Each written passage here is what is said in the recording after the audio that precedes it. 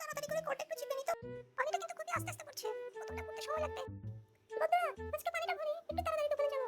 আজকে পানি ভরে এটার মধ্যে দুটি স্পেশাল চকলেট মেশাবো। বলুন তো কেমন কালার হবে? এই যে দেখুন, কমলা কালার হয়ে গিয়েছে। চলুন আমরা এখন এটা খেতে খেতে আস্তে আস্তে দোকানের দিকে যাই। আজকে খুবই স্পেশালভাবে চিনি দিয়ে মোমবাতি ইউজ করে একটা সুন্দর এবং মজাদার চকলেট বানাবো। এই যে এখন এই কাঠির ভিতরে চকলেটটি বসিয়ে দিই এবং চকলেটটি ঠান্ডা হতে হতে চকলেটটি রেডি হয়ে যাবে। এখন হালকা একটু ফু মেরে নিই। দাদু, আমাকে এই যে 20 টাকা দিয়ে একটু লম্বা লম্বা ঝাল চকলেটগুলো দিন তো, খেতে খুব ভালো লাগে আমার। কোনগুলা তোমার সামনে আছে, তুমি নিয়ে নাও। কতগুলো চকলেট, ওরে বাবা! উফ, কি মজা! খেয়ে কিন্তু মনটাই ভরে গেছে। আঙ্গুলটা একটু চেটে পুটে খাইতে, উফ, কি ঝাল ধরেছে আমার। দাদু, দাদু, আমাকে এই 10 টাকা দিয়ে একটু চকলেটের সিরাপ দিয়ে যে চকলেটটা বানিয়েছেন সেটা একটু দিন তো। তুমি কোন চকলেটের কথা বলছো? আচ্ছা এটা, এই নাও এই নাও।